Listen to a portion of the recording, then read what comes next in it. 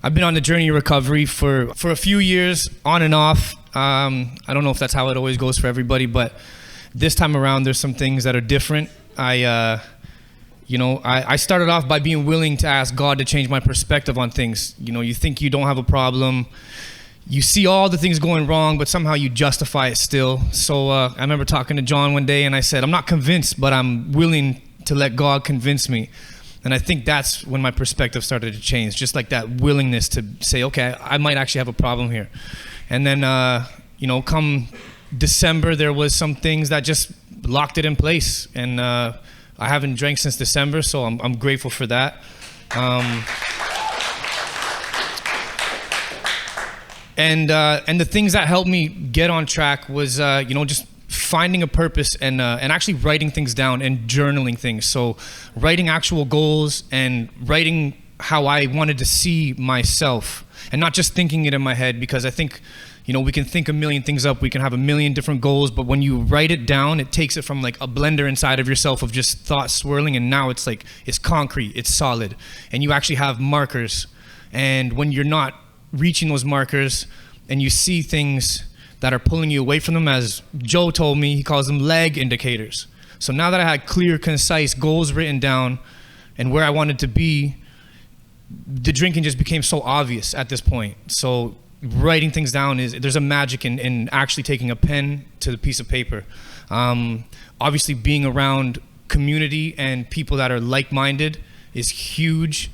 Making sure that you have a sponsor. I had a sponsor, I didn't even call him a sponsor. He's just like somebody who I could pour my heart out to.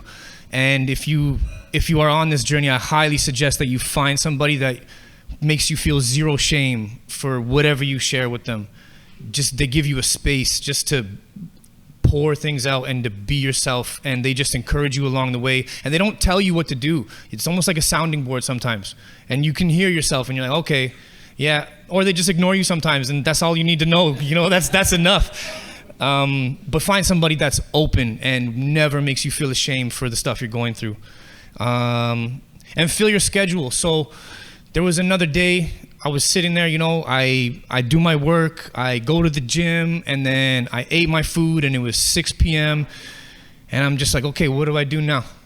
And, I'm thinking like, this is where I would find validation through somebody else. I would be drinking, I would be smoking, and I was just kind of at a standstill, like, what do I do now? Because I'm convinced now that like I can't go back.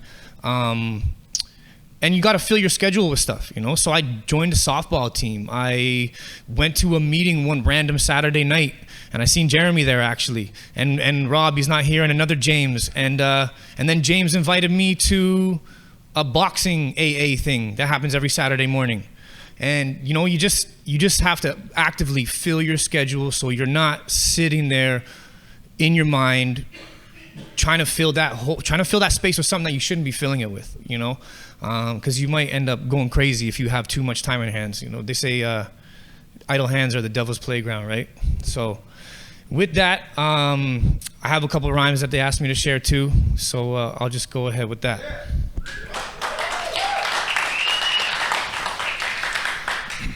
Learning how to balance while I walk on this tightrope. It's called life though. I ain't always get it right though. Came a long way from when I didn't just write dope. Living out my shadow, but that come from a light though.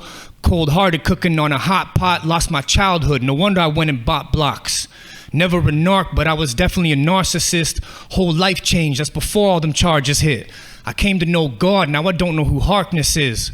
But I sure as hell know what the darkness is, so I took the farthest trip away from that. Burn it down, blow it up, none of it gon' stay intact. I learned to show love where the hatred at. Eventually I felt like a bitch, still wondering where James is at. Thoughts of my past kept creeping in. How was I so sure while I be in sin? There's gotta be a reason, man, something I'm not seeing, man. Balance. I ain't wanna be who I used to. I don't really like who I am now. Time to really learn just who's who. Balance. Invite my monster in to come sit down. I won't kick him out, but I'ma chain him up. Just close enough that I could hear him growl. Yeah. Integrated, turn it into greatness without my inner hatred or external validation. The hurt little boy in me, man, that child was waiting to escape this. No need to erase this, just had to face it. Times I was shaking. Times I was pacing, losing my mind, probably good that I did that. Nothing I can't get back, just like my hair, but I ain't going back to riff raff for now. I'm a pimp named Slickback, floating on my feet, G, walking on some Fiji, somewhere where the beach be, running through a storm though. I could pull anything off. How's a white boy with some cornrows? So glad God rebuilt this torn soul, killed off myself just so I could be reborn, bro. So glad God rebuilt this torn soul, killed off myself just so I could be reborn, bro. Thank you. Yeah.